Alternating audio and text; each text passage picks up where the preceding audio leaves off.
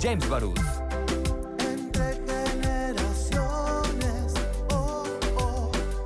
Muy buenos días, con el gusto de saludarles. Este es tu programa Entre Generaciones. Mi nombre es Christopher James Barús y este es el primer programa a nivel nacional con una perspectiva generacional, en donde debatimos con distintos miembros de cada una de las generaciones, recapitulando como lo hago en cada uno de los programas. La generación Baby Boomer son aquellas y aquellos que nacieron de principios de los 40 a principios de los 60. La generación de principios de los 60 a principios de los 80. La generación millennial, mi generación, aunque yo sé que me veo más acabado, espero llegar a la edad que aparento, de mediados, nomás no se rían por favor, lo que cala es la risa, de mediados de los 80, de los 90, y la generación centennial de finales de los 90 para acá. Para lo cual quiero darle la más cordial bienvenida a quien representa a cada una de las generaciones, a quien representa la generación Baby Boomer. Ella es la maestra Margarita Líderes. Muy buenos días. Buenos días, Christopher. Gracias, maestra. A quien representa a la generación X, al doctor catedrático del Tecnológico de Chihuahua, el doctor Sergio González. Gracias, doctor. Buenos días. Muy buenos días. A quien representa a la generación millennial, ella es administradora y es financiera, Alejandra Cárdenas. Buenos días, Cris. Gracias, Alita. Y también a quien representa a la generación centennial, él es Ricardo Siqueiros, él es estudiante. ¿En qué semestre va, Ricky? Sexto semestre. En sexto semestre de la Facultad de Derecho. Muy buenos días, Ricardo. Buenos días, Cris, que todos están aquí. El día de hoy estaremos hablando sobre la caída de los precios del petróleo, la caída del peso, pero para iniciar el contexto escuchemos al nuestro productor Omar Juárez. Adelante. Entre el coronavirus, la guerra de precios del petróleo entre Rusia, Arabia Saudita y Estados Unidos y la especulación, el peso mexicano enfrenta un gran desafío. Con un precio rondando los 23 pesos por dólar y las acciones inciertas tanto en la Bolsa Mexicana de Valores como en Wall Street, es momento de tomar acción para fortalecer y proteger la economía de nuestro país. Hablemos del peso, hablemos entre generaciones. La caída del peso se ha hundido en un mínimo histórico. Esto se dice ante el temor de una recesión. Llegamos por algunos minutos o por algún tiempo hasta los 23 pesos por dólar. Maestra. Bueno, ya ha habido peores circunstancias, pero la verdad es que hoy se conjugaron una serie de elementos que hicieron que esto cayera en picada. La recesión, muchos días anunciada, al fin empieza a tomar una verdadera línea real. Doctor, ¿recesión? Mire, más que recesión, yo diría que hay una revaloración relativa de las divisas, particularmente entre el peso mexicano y Estados Unidos. Con la guerra petrolera lo que pasa es que se fortalece internacionalmente la divisa de Estados Unidos. Se fortalece porque es la principal economía que consume hidrocarburos fósiles o energéticos fósiles. Y eso hace que relativamente nuestra moneda se sitúe más bajo. Entonces, no es por políticas internas del gobierno mexicano por la cual se ha estado o se devalúa nuestra moneda. No hay un gasto corriente excesivo, no hay un endeudamiento, ¿va? No hay ninguna política de este tipo o emisión de circulante en demasía. No nos estamos endeudando, inclusive estamos incrementando las reservas internacionales en 10,000 millones de dólares este año. Ya tenemos alrededor de 155,000 millones de dólares de reserva internacional. Esto hace que nuestra economía sea sólida y sea fuerte. Entonces, por ahí vamos. Alejandra, ¿está haciendo el gobierno, el Estado mexicano, lo necesario para poder combatir estos fenómenos internacionales? Mira, yo considero, y lo que he observado a través de lo que ha pasado en estas últimas 2 semanas, la bolsa de Wall Street cayó 2 veces, cayó la semana pasada, el día de ayer también cayó. Gracias a Dios nuestros mercados y la bolsa estaba cerrada al mexicana el día de ayer por ser un día inhábil. Lo que yo considero es que no es que el gobierno esté preparado o esté blindado. Ha estado blindado por todas las acciones que se han hecho durante nuestra política económica a lo largo de los años. Si bien ahorita lo que a nosotros nos está ayudando, pues es fondos cambiarios que se han puesto, por ejemplo, los swaps, los forwards, las opciones que se han puesto en el mercado desde la semana pasada, eso es algo que ha ayudado a que el peso no se siga devaluando. ¿Cuánto nosotros como mexicanos o el pueblo mexicano podemos soportar? Realmente no podremos soportar que sigamos cayendo durante meses. ¿Por qué? Porque si no, nosotros tendríamos que comprar coberturas para asegurar la producción de petróleo, no baje más el precio del petróleo, y a cuántas vamos a comprar obviamente un peso más alto, y el precio de petróleo lo vamos a asegurar a menos pesos, a muchos menos dólares por barril. Ricky. Bueno, a mí me llama la atención lo que comenta el doctor. Dice, no es por políticas internas la causa de la depreciación del peso. Bueno, yo creo que ciertamente no es por las políticas internas, pero sí por la ineptitud del gobierno, es por la falta de acción, la falta de visión. Me llama mucho la atención que hoy el Washington Post anuncia que la administración de Trump va a inyectar 850 billones de dólares para incentivar la economía por todo el contexto que existe. Asimismo, Nueva Zelanda anuncia 12 billones para lo mismo. Y en México apenas se destinan 170 millones de dólares para apenas llevar a cabo lo que va a pasar en México por el ese totalmente deplorable. Lo venían anunciando Mid y Anaya en el debate presidencial 2018, que la refinería de Dos Bocas era totalmente errónea invertir ese dinero, pero aquí están las consecuencias, el contexto cambiante en los precios del petróleo, y ahorita tenemos un gobierno inepto y que está causando pues estos estragos, y yo creo que la economía va a ir en picada conforme no se tome acción y no se vea con visión hacia dónde se tiene que ir. Doctor, nomás para retomar, porque hizo alusión a él directamente, doctor. Mire, dos cosas. Se dice, por un lado, que no se deben a cuestiones de la política interna, pero se debe a la ineptitud del gobierno. O sea, hay una contradicción ahí flagrante, evidente en tu exposición.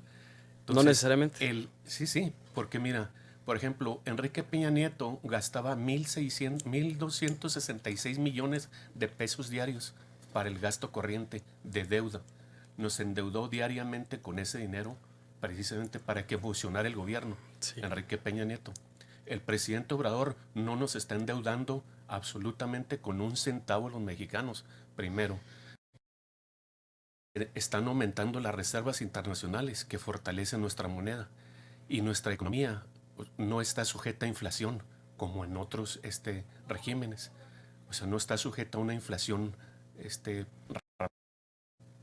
No, Maestra. Yo no coincido completamente con eso. Definitivamente, si no se mueve la rueda de la economía interna, el peso va a seguir cayendo, y la verdad es que en los bolsillos de los mexicanos no hay ese beneficio de de aumentar las reservas internacionales. Necesitamos que las líneas que se den para mejorar la economía le lleguen al bolsillo a cualquier mexicano que esté en este país. No queremos solo la macroeconomía, sino que llegue a la microeconomía también. Y aquí es donde yo hago el siguiente planteamiento. Gente que nos escucha nos dice, oye, es que terminan hablando de cosas macro, pero ¿cómo le afecta al bolsillo de las y los mexicanos, Alejandra? Por ejemplo, le afecta directamente a nosotros como consumidores.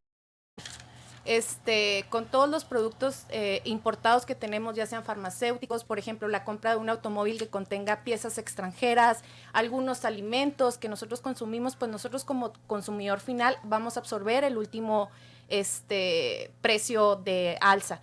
Si nos vamos a temas un poco más políticos, podemos hablar de que si seguimos con esta depreciación del peso, lo único que estamos ocasionando es que para que el gobierno pueda afrontar esta situación, empiece a lo mejor a cancelar o a posponer proyectos de bienestar, como ellos le llaman ahorita, de bienestar. ¿Y qué es lo que va a pasar? Pues que el pueblo se va a ver restringido, limitado, para que el gobierno pueda enfrentar sus compromisos financieros, porque si bien ya puso 2 millones de dólares en coberturas, en subastas desde la semana pasada, pues hemos visto que hoy el peso alcanzó 23 pesos el dólar. Entonces, pues de que no vamos en un buen camino, no vamos, pero ahí lo dejo sobre la mesa. Ricky. También habría que aclarar que el propio, se me fue el nombre, pero es de la banca, no sé si es del Banco de México, donde dicen que hay una estimación de que el pueda llegar a los 25 pesos El por dólar. presidente de la Comisión Nacional Bancaria fue el que lo dijo, Me ¿no? parece que sí, pero creo que era una Niño de mujer. Rivera. Ah, no, aquí yo lo vi Bueno, con- creo que era una mujer. Herrera. No, Y el bueno, secretario, sí. a mí me gustaría aclarar otra cosa. No es que yo sea pro Peña, pero que hoy el precio del petróleo en México baje fue por Peña. Entonces, no, o sea, no es por AMLO, ¿no? Que por López Obrador, que ahí salen memes donde dice lleno de gasolina y sale con una chamarra del PAN y una cachucha del PRI. En realidad no. En realidad sí. Si hoy está que el precio del petróleo abajo es pues porque Peña se ajusta. Entonces nomás habría que aclararlo en el Doctor. debate. Bueno, es increíble que escuchemos esto en esta mesa, ¿no? O sea, el precio internacional del petróleo se debe Claro, a una mercado. guerra de mercados Eso sí. entre Rusia Pero se y permitió Arabia por, sí, Saudita. pero se permitió No, no, porque no, Peña no, lo espérame. ¿Cómo Peña puede cambiar eso? Peña lo No, cambió. es una guerra comercial por los mercados donde Rusia le quiere quitar mercado Arabia a los, Saudita. a los Arabia árabes. Saudita, sí. Por eso baja el precio del Exactamente. petróleo internacional. Sí. Pero nosotros no nos está afectando ahorita eso porque tenemos un seguro Las comprado para el coberturas. precio, la cobertura que Sí. decía ella. Entonces no estamos sufriendo eso. Y lo que digo yo, que no se está, el presidente está sosteniendo con sus políticas económicas que son antiinflacionarias, antidevaluatorias en lo interno. No hay ninguna política de gasto. Y si hubiese una emergencia, ya lo dijo el presidente, no va a sufrir el pueblo. El gobierno es el que se va a cerrar aún más el cinturón. El pueblo no va a sufrir nada. Y en lo que se refiere a lo que usted decía, bienestar, hay más del 50% de las familias de este país que reciben un apoyo directo del gobierno federal para su sustento, Sí, para su desarrollo, Entonces es para el incongruente. desarrollo social.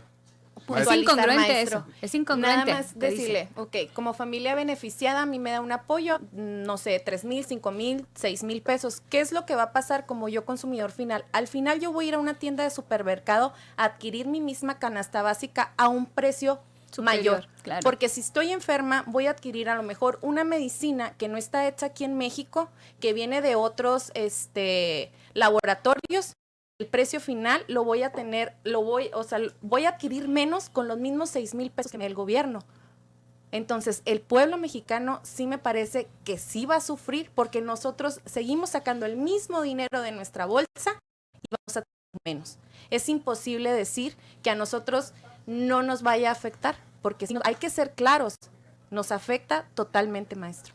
Sí, Maestra. a mí me parece incongruente lo que dice. El gobierno promete que no nos va a afectar la necesidad, pero todas esas becas o como se llamen, esos dineros Apoyos que les sociales. dan, apoyos sociales, salen del gobierno. Entonces, si ellos restringen su gasto, van a restringir también eso. Y volvemos a que no hemos acostumbrado a la gente, no le hemos dado una caña de pescar, sino un pescado. Entonces, tenemos que estar preparados porque la recesión nos va a pegar muy duro a todos y nuestro poder adquisitivo cada día se ve más disminuido. Una cosita Maestra. más. Sí, adelante, Ricky. Bueno, es que que no se tergiverse lo que yo dije. Lo que yo mencionaba es que no fue por causas políticas internas la depreciación del peso, y eso estamos totalmente de acuerdo. Lo que sí es que el no actuar, el no ver el contexto y no ver lo que se avecina, no ver las cifras, no ver que en Corea del Norte, de Corea del Sur, perdón, había de 10,000 muestras, había 84 casos, y en México de 784 muestras hay 84 casos. El no ver esa desproporción ¿De qué hablas? abismal del coronavirus. El no ver esa desproporción abismal y no actuar, a mí me parece que va a ser un golpe económico, y ahí sí van a sufrir estragos y va a ser totalmente por causa del presidente. Yo aquí doy para cerrar el siguiente bloque. También hay cuestiones positivas ante esto. Y una de las cuestiones positivas es el tema de las remesas, Claro. así como también el tema del turismo, el Spring Break. Ahora, paréntesis, el Spring Break con el coronavirus, con la alerta que se tiene de que no puedan ir europeos a Estados Unidos o Que se vengan para acá. que vengan para acá a vacacionar, termina afectando de otra forma. En última reflexión, en una sola palabra para poder ir a corte, ¿qué le depara a México en cuestión económica con este aumento del petróleo, esta posible recesión y disminución del precio del petróleo y del peso? Pues la verdad es que es un tema completamente crítico, una situación crítica en la economía de los mexicanos. ¿Qué le depara, doctor? No, se va a estabilizar la Que no cunda paridad. el pánico. No, que no. Esto se va a estabilizar y va a mejorar mucho nuestra Alejandra. Volatilidad, Christopher. Muy bien. Ricky. Creo que viene un golpe económico muy fuerte para nuestro país. Continuamos entre generaciones, vamos a un corte.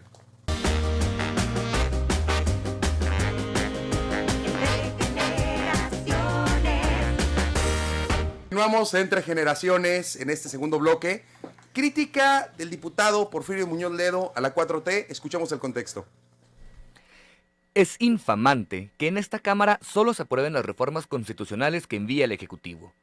Fue la crítica que realizó el diputado Porfirio Muñoz Ledo tras que su propuesta presentada no fuera respaldada, propuesta que buscaba darle carácter de obligatorio a los programas de becas y pensiones. Esta no es la primera vez que Muñoz Ledo critica frontalmente a la Cuarta Transformación, señalando en más de una ocasión las incongruencias de la misma. Hablemos de crítica, hablemos entre generaciones. Hablemos de la crítica que hace el diputado Muñoz Ledo a la Cuarta Transformación. De hecho, es la quinta ocasión que lo hace. Lo hizo cuando visitaron Suchiate, a la frontera sur en Chiapas, con la violación de los derechos humanos de los migrantes. Lo hizo con la ley Bonilla, esta ley que busca de 2 a 5 años con el gobernador emanado de Morena en Baja California. La militarización del Instituto Nacional de Migración, también el diputado Muñoz Ledo lo hizo. La sumisión a Donald Trump, el diputado Muñoz Ledo se lo dijo al canciller Marcelo Ebrard, así, y les llamó hipócritas y lambiscones. Maestra. Pues esta vez tengo que reconocer que el hombre es un tipo congruente porque defiende las cosas en las que él cree. Y creo que su propuesta de reserva tenía un fundamento financiero real. Si estamos hablando del bienestar y se hacen programas que quedan establecidos en la Constitución, también tienen que tener un fondo financiero que lo soporte, no nomás son de palabra. Doctor. Bueno, miren, las posiciones del diputado me parecen muy interesantes, inclusive estoy de acuerdo con ellas. Lo que pasa es que en lo que se refiere a los programas de bienestar, la iniciativa en tiempo y forma fue presentada por el Ejecutivo. O sea, entonces no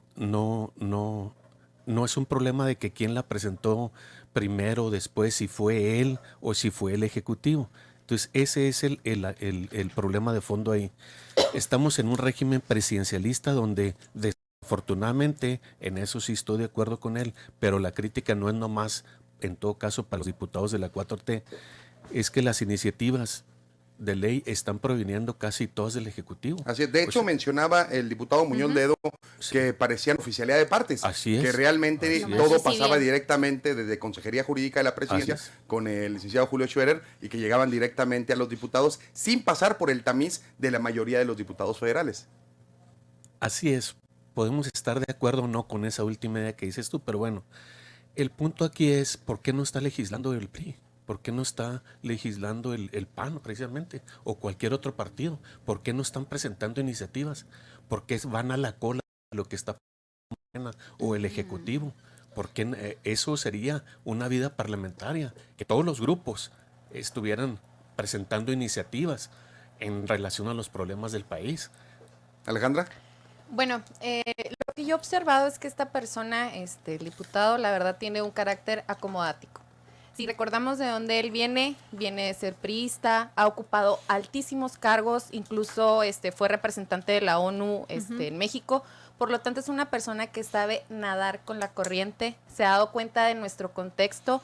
El día de ayer hablaron de la popularidad de AMLO, de cómo ha ido bajando. Entonces, yo realmente ahorita lo considero una persona sumamente inteligente, sabe hacer los comentarios precisos donde los está haciendo. Incluso llamó a no hacer uso de la tribuna de manera provinciana.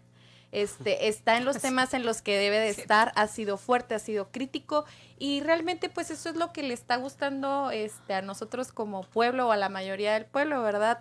La crítica, el estar en el ojo del huracán. Para mí es una persona que realmente sabe cómo utilizar los medios de comunicación y cómo dar el comentario, pero del dicho al hecho hay mucho trecho, Cris.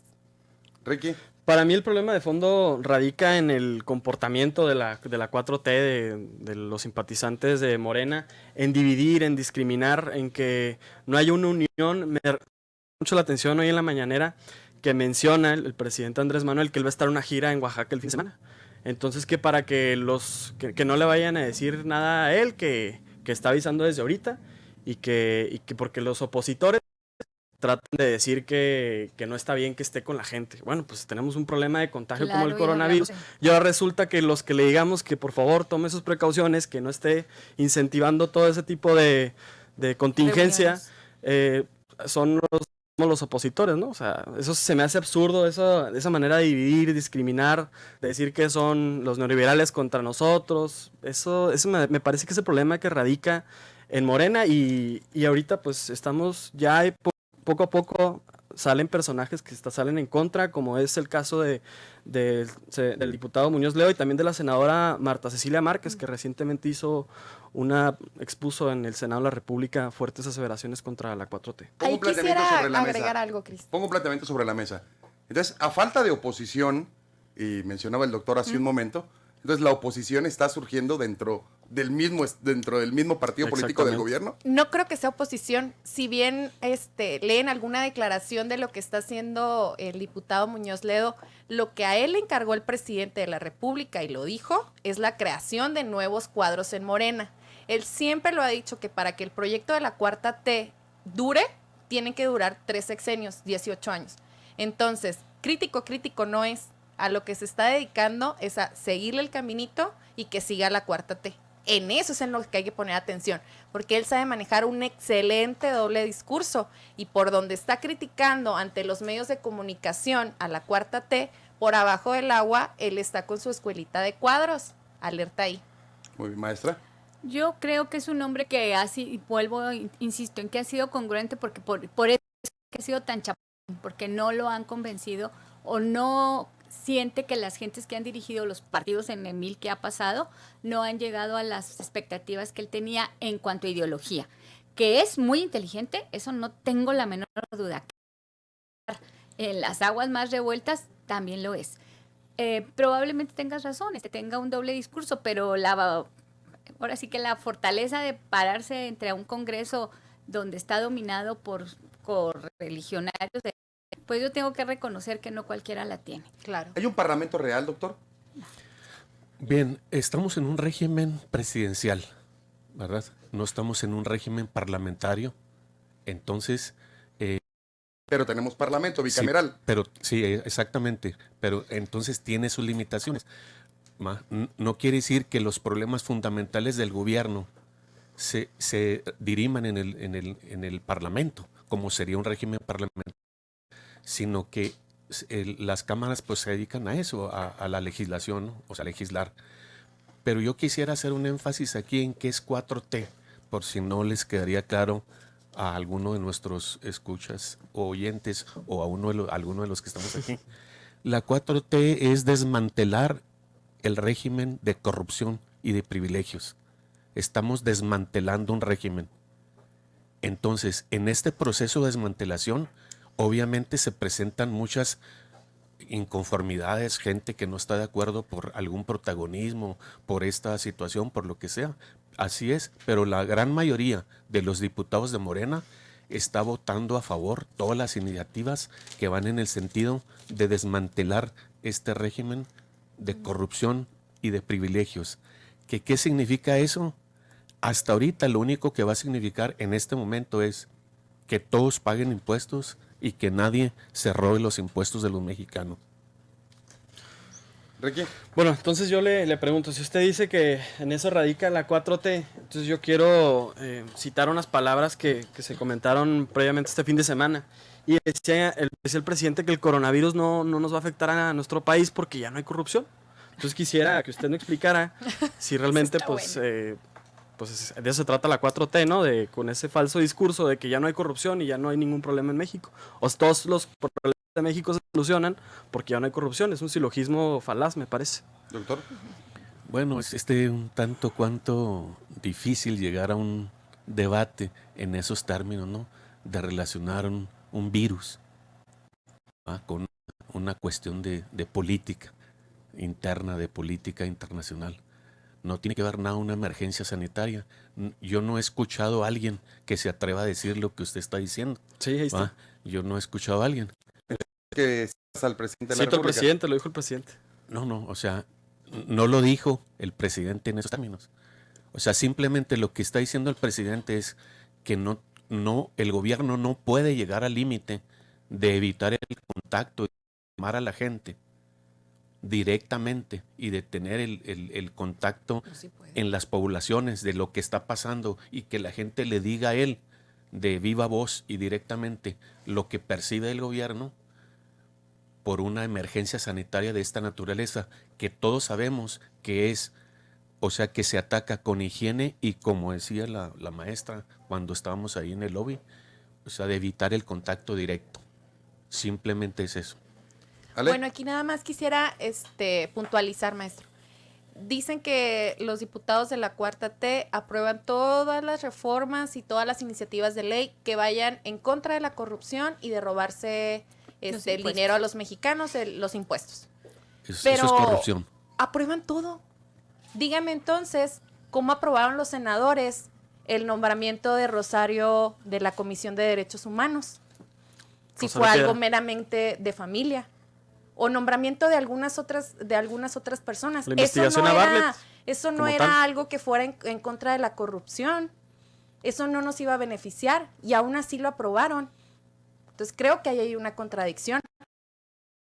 Lo que se mencionaba, él se estaba reservando en lo particular algunos fragmentos de la iniciativa de ley del Cuarto Constitucional, de donde viene lo de la palabra bienestar. Únicamente él estaba reservado en lo particular, no en lo general. Aún así, los mismos diputados de su partido, únicamente él dice que hubo hasta fantasmas porque todos sus compañeros de bancada le habían comentado que lo iban a apoyar a reservarse esa parte en lo particular de la ley, y resulta que únicamente tuvo tres votos. A mí me hace mucho ruido eso de desmantelar. Yo creo que cada buenos y malos los gobiernos de 200 años para acá, después de nuestra independencia, han tenido aciertos y han tenido desaciertos. Entonces no podemos desmantelar todo porque tenemos instituciones válidas que vale la pena que sigan manteniendo. Que tenemos que adecuarnos a las nuevas circunstancias, eso sí es indiscutible. Los años nos van y la tecnología nos va correteando de una manera increíble. Aquí los señores Millennial y Centennial no nos dejan mentir de eso.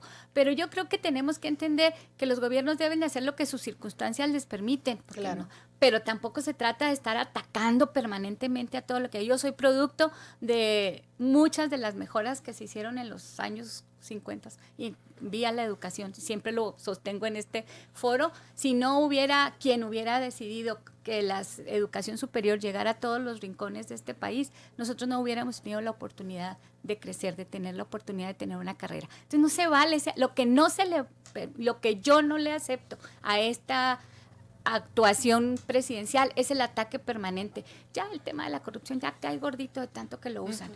Todos hemos tenido errores y tropezones, todos tenemos cola que nos pisen. Doctor. Bueno, mire, hay varios temas aquí que plantearon. El asunto de los desacuerdos entre los legisladores, pues esto se da hasta en las mejores familias. Hay posiciones encontradas, no tenemos por qué escandalizarnos por eso. Morena es transparente a la sociedad y a todos los mexicanos. Los conflictos y las diferentes opiniones las damos abiertamente. Segundo, la señora Piedra Ibarra es una defensora de toda la vida, ella, su madre y ella. Sobre todo su madre. Su mamá sí. Por eso y ella también, pero su madre es más famosa.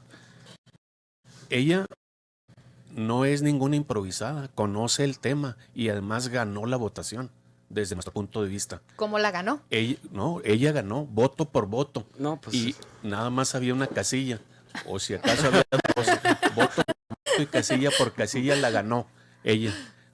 Entonces ahí no hay ni que cuestionar. Usted habla de la época del desarrollo estabilizador, maestra, cuando se da el impulso a la educación, precisamente es lo que estamos retomando. Épocas, no hablemos de desmantelar. Sí, Usted ya habló de la palabra porque, desmantelar. No, es incorrecta. El neoliberalismo es desmanteló el régimen que usted habla. Que desmantelen a Bartlett, entonces. Estabilizador. Esa no es la palabra correcta. Yo no la interrumpí a No, usted. pero aquí se trata de interrumpirnos, No ¿verdad? se trata. Yo no la interrumpí a Adelante, usted. escuchemos al lector, por favor. El neoliberalismo desmanteló el desarrollo, el régimen de desarrollo estabilizador. Precisamente nosotros estamos volviendo ¿verdad?, a una versión renovada de ese periodo de México donde convivió la economía mixta, o sea, la privada y la pública, y ahora la social, precisamente para estabilizar el desarrollo. Y no se desesperen, tenemos apenas 12 meses, una cosa así. Y ya estamos en 18. recesión. ¿verdad? Y ya estamos, estamos en no, recesión. Estamos en y ya- recesión. y ya no estamos en recesión. Técnica. No, tampoco. Una cosa es que no haya Crecimiento del crecimiento. 0%, Una ¿no? cosa es Lo que dice. no haya crecimiento. Bueno. En la mayor parte del mundo no haya crecimiento. Una cosa es que no haya crecimiento y otra cosa es que no haya desarrollo social. Y nosotros somos los grandes impulsores del desarrollo social. En México, en estos 12 meses, ha habido un gran desarrollo social. Sin Así crecimiento es. económico Muy no bien, puede haber Ricky. desarrollo Claro social. que sí, cómo no. Bueno, son me- cosas diferentes. Ricky, de manera breve, antes Sí. de ir a un corte y luego Ale. A mí solamente me hubiera gustado, y sería un muy buen mensaje por parte de la 4T, que el caso lo hubiera sobrellevado de la manera en que se debía hacer y no esconderlo y no tratar de disfrazarlo de otra forma. Pero A ¿cuál mí, es el caso de Bartlett? el caso que ya conocemos, que él descubrió 24 propiedades y la Secretaría de la Función Pública hizo caso. Ninguna irregularidad, ninguna inconsistencia, cuando es totalmente claro, y obviamente salió en muchos medios y fue tela de debate. Alita. Bueno, ya para cerrar, a mí lo que me gustaría decir es que estoy convencida del carácter que tiene Porfirio Muñoz Leda, retomando el bloque que nos toca. Únicamente estoy convencida que va a acabar sus últimos años como legislador de manera con un poco de dignidad, aun cuando haya tenido sus episodios, como lo fue defender la masacre del 2 de octubre de 1968. Continuamos entre generaciones, vamos a un corte comercial.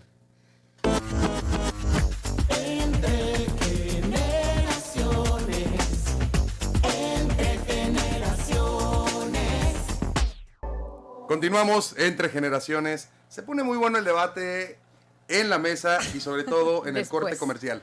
Ahí sí, como yo no puedo hablar mucho en el debate, monopolizo la palabra en el corte comercial Muy bien. para que ustedes no se gasten las ideas y se las gasten aquí en el aire. En este tercer y último bloque hablamos sobre las pintas, lo que dijo el gobernador del estado, Javier Corral.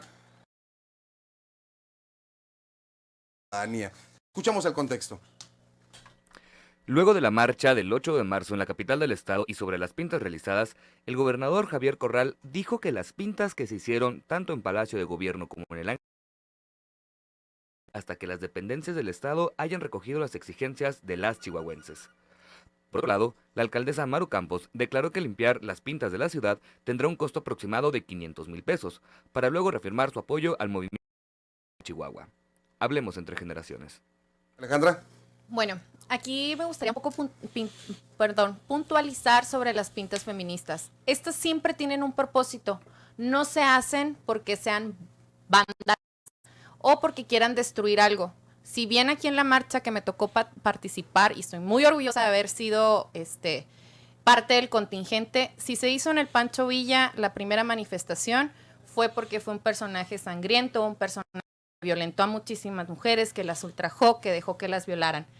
Después siguió el contingente. Si se realizó en el Vive Bus o en los Bogie Bus, que no sé ya cómo se llaman, Bowie. cuál sea el Bowie, es porque es un punto rojo y es un foco de alerta para todas las mujeres que utilizan el sistema público de transporte. Se nombró cada estación como a cada una de las mujeres desaparecidas que hay aquí en el estado.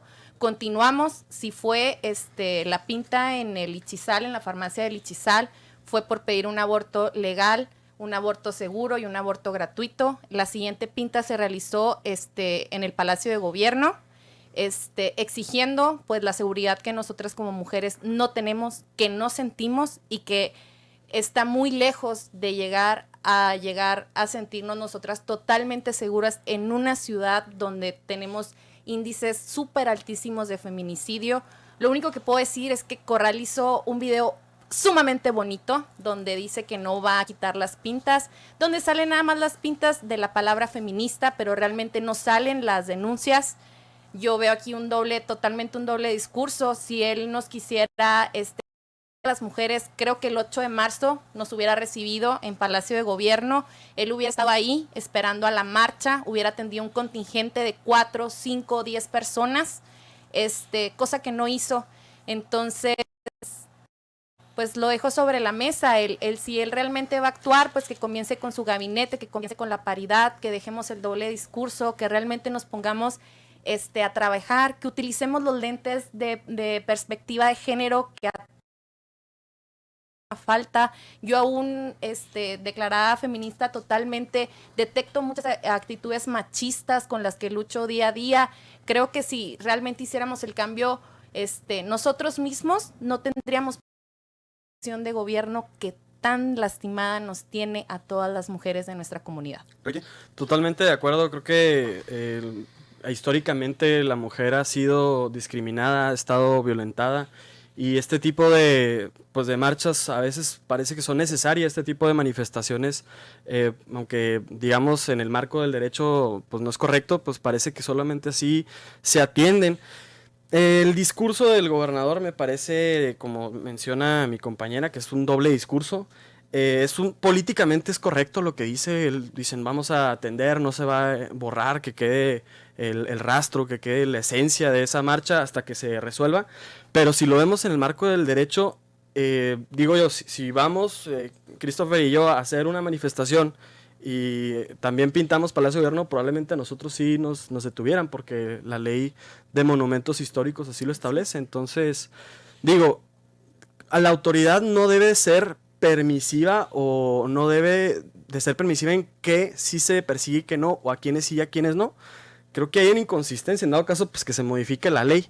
Pero bueno, parece que es necesario para que se atienda. Es que no has vivido tú los contextos de violencia. Ese es el problema, que todo mundo ahorita queremos decir, no maten animales porque también a ellos les hacen daño, no maten abuelitos porque también a ellos les hacen daño. El contexto de hombres malos, mil contextos más. Ahorita es el momento de las mujeres. Por eso menciono tantísimo que tienes que ponerte para tocar este tema los lentes de la perspectiva de género. Entonces dime, las pintas que ahora sí son de grupos entre las colonias que rayan las paredes para determinar cierto territorio, ¿carcelan? ¿O esas pintas no te molestan? No, es que no se descontextualicen y se tergiverse lo que digo. Yo digo que estoy de acuerdo y creo que nomás así se atienden las demandas. A lo que voy es que el gobernador como autoridad, él no tiene la de decir a quién sí se persigue, a quién no, aunque digo, o sea, en el marco del derecho, digo, pero yo estoy totalmente de acuerdo en eso y bueno. doctor. Definitivamente, pues estamos de acuerdo en que la gente se exprese y a veces hay formas de expresión pues que nos molestan un poco. Pero lo más importante es que se expresen y digan sus sentimientos. A veces vemos que, por ejemplo, en el caso que comenta ella, se refiere al monumento de Francisco Villa y luego se mete con Francisco Villa en un sentido que nada más esa parte de tu exposición no comparto. O sea, Francisco Villa fusiló gente que violó a mujeres. Fusiló a soldados que violaron a mujeres. O sea, una cosa que él fuera un poco, vamos a decir, mujeriego, ¿por qué no? Que él fuera eso, pero él nunca maltrató al género. ¿No? Nunca maltrató, no. Dejó que soldados violaran a sus propias mujeres. No, eso no es cierto, eso es falso. Eso es falso.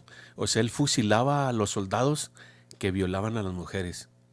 De eso no se le puede acusar a Francisco Villa, en lo absoluto. En eso sí no estoy de acuerdo con usted. Pero bueno, mañana vamos a hablar de historia y mañana vamos a hablar más de historia. En el otro tema, en el tema que tiene que ver con la posición del gobernador, pues sí, se me hace un poco como que dice una cosa y hace otra, o dice una cosa y no hace nada.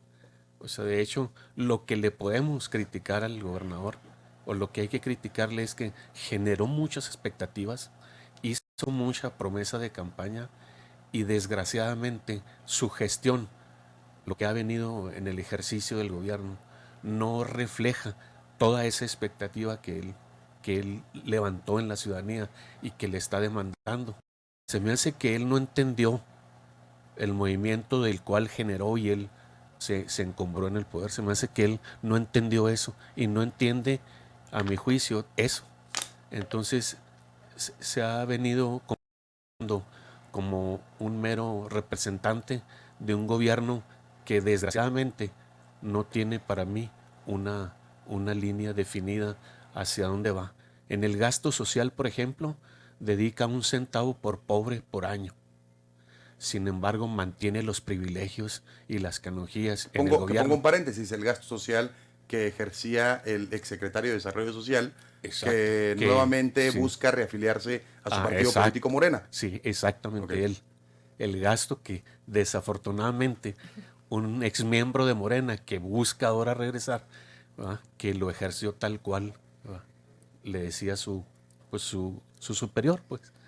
Maestra, Pues mira, yo necesitaría hacer un contexto en lo personal. Yo coincido mucho con lo que dice aquí el compañero, Ricky, porque yo sí estoy de acuerdo en que tenemos que respetar las normas.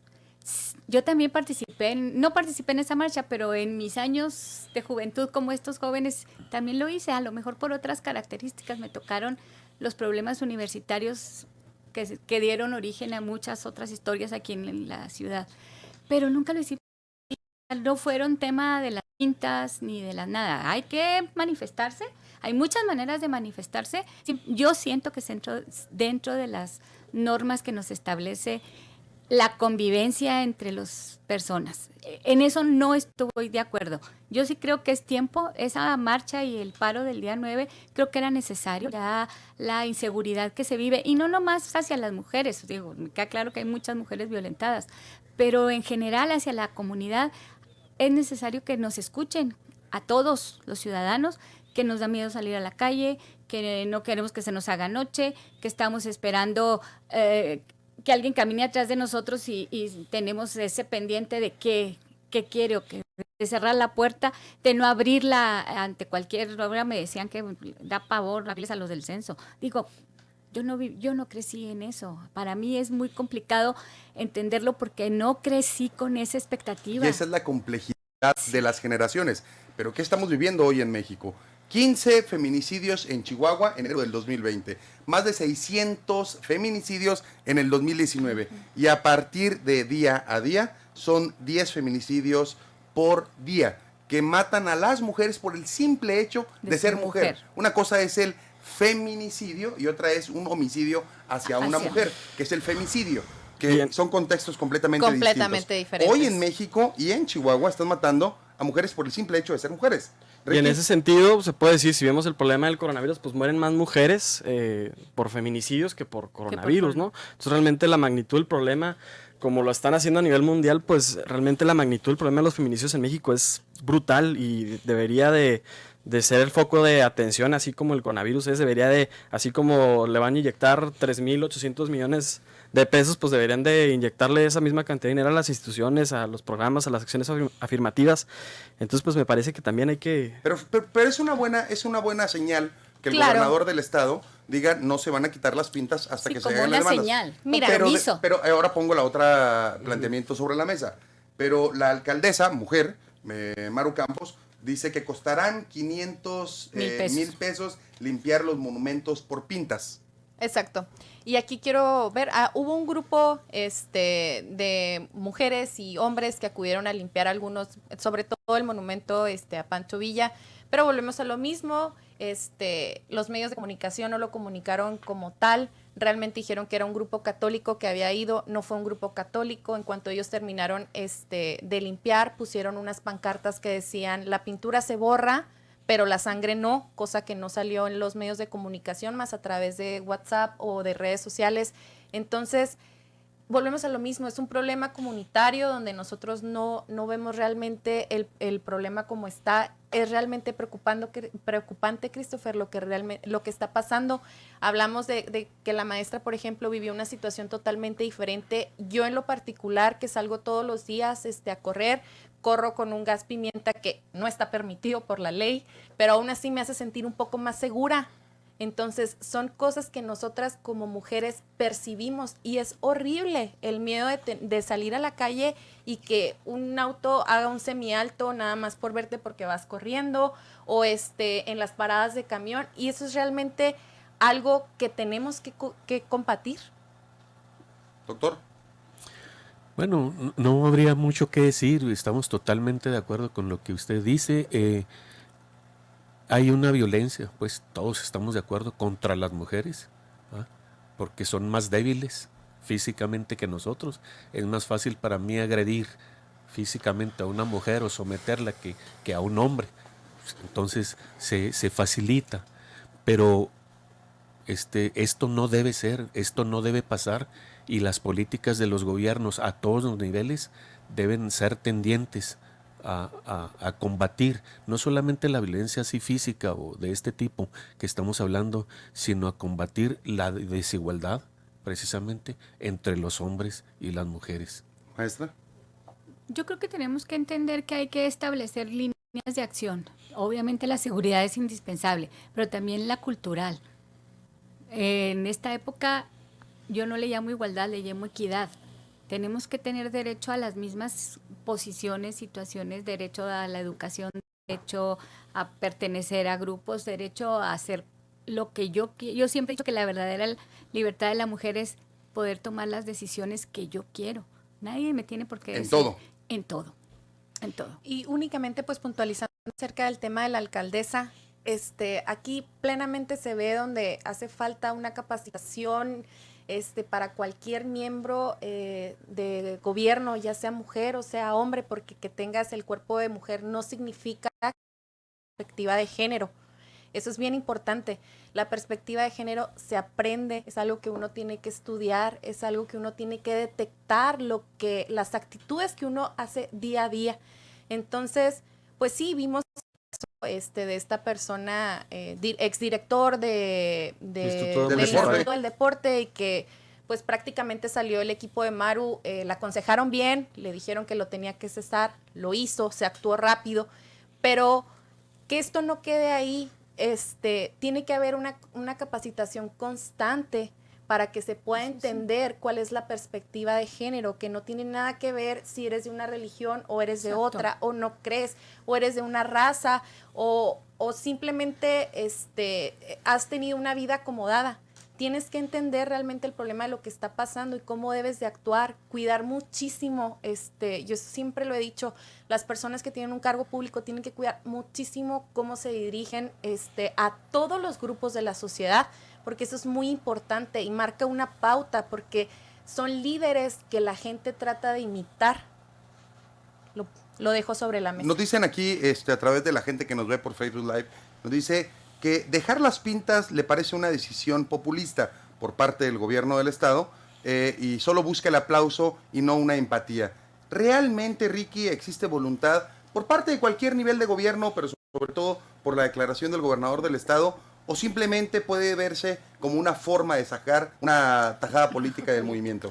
Bueno, como lo mencionaba, me parece que fue una expresión políticamente correcta, pero obviamente la voluntad está porque ya toda la tendencia hacia pro feminista, pues ya internacional imperativamente lo van a tener que hacer, ya no les va a quedar de otra de hacerlo o no. Me parece que Corral empezó su gobierno queriendo tener la paridad, en este momento no la tiene, me parece, dentro de su gabinete.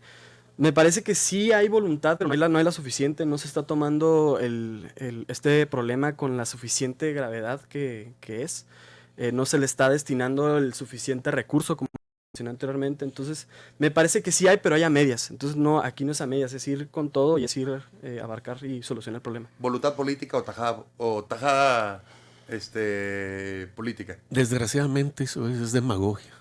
A mi juicio, desde mi perspectiva, es pura demagogia del gobierno del estado. Muy bien, maestra. Coincido con el maestro. Con pintas o sin pintas, si hubiera voluntad política, no la necesita tener para que se lo estén recordando. Y ahora planteo algo. ¿Qué hacer? ¿Qué hacer? ¿Qué hacemos? ¿Qué proponemos? ¿Y qué es lo que nosotros le plantearíamos al gobierno federal, estatal, municipal, ante esta situación, sobre todo marcando el tema de las pintas? Ricky. Me gustaría nomás puntualizar algo para no tener de enemigo solamente una persona, y es que la ONU sacó una cifra, una infografía muy importante que llamó mucho la atención, que decía países que han alcanzado la igualdad de género, y ponían 5 vacíos, es decir, ningún país del mundo ha alcanzado la igualdad de género, es decir, este problema no lo ha resuelto nadie, este problema... No, ese lo acaba de sacar la ONU, y te lo digo, no es ningún país que haya alcanzado la igualdad de género. A lo mejor se estará acercando, pero que haya alcanzado, no la tiene. Entonces, me parece que este es un problema que es mundial y que todos lo adolecen. Entonces, me parece que no es propio de un estado, de un gobierno, es propio de todo el país y de todo el mundo. Alejandra. Pues lo único que me queda decir es que la causa de mujeres no tiene color. Así es.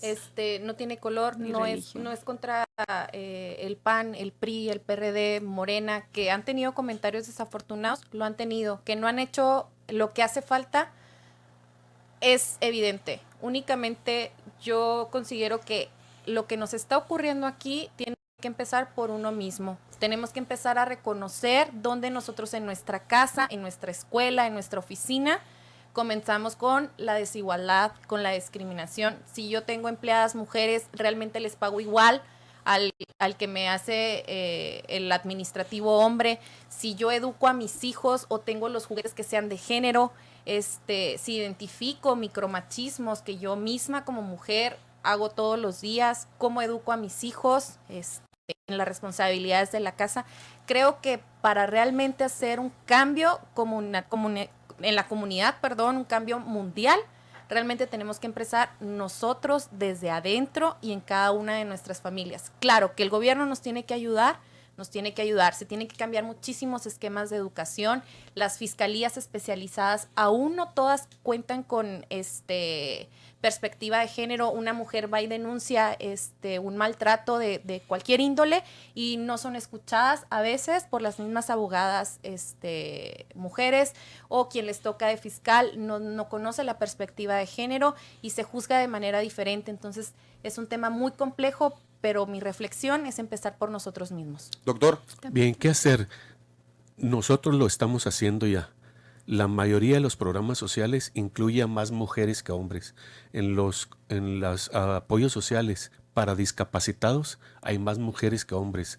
En los apoyos para los estudiantes de escasos recursos, para los estudiantes en general, hay más hombres que mujeres. Asimismo, para los adultos mayores, nuestro padrón es más alto el hombre que mujeres. Más alto el número de mujeres que hombres, perdón. Entonces, esas son medidas concretas que está desarrollando el gobierno federal para combatir precisamente las raíces, el fondo de lo que estamos hablando de la desigualdad entre géneros, que así se le llama. Entonces, eso aunado a medidas más profundas que tienen que ver con lo que dice la compañera, la cultura, como dice la maestra, que tiene que ver con todo, pues es una tarea que nos compete a todos y que tiene que ver precisamente con la evolución de nuestra sociedad. Maestra. Yo creo que es completamente educativo desde la casa y obviamente en las aulas. Si nosotros como padres de familia no solo les inculcamos, sino damos el ejemplo de la equidad, esto va a ir permeando en las generaciones de una manera natural. Claro que necesitamos políticas públicas que apoyen. Yo no digo que tengamos que tener ni ser más mujeres, ni menos hombres, ni iguales, simplemente que nos den la oportunidad de tener las mismas oportunidades que se le dan a cualquier ciudadano. Antes de terminar, en una sola palabra, en este su programa Entre Generaciones, ¿qué hacer ante el feminismo? Híjole, yo creo que es empatía, solidaridad. Muy bien. Que el privilegio no te nuble la empatía. Doctor. Querer a las mujeres. Completamente aprender a conocer a las mujeres. Muchísimas gracias. Este es tu programa Entre Generaciones. Mi nombre es Christopher James Barús y no se les olvide que a esta vida venimos a ser amigos, a hacer historia, pero sobre todo a ser felices. Nos vemos mañana.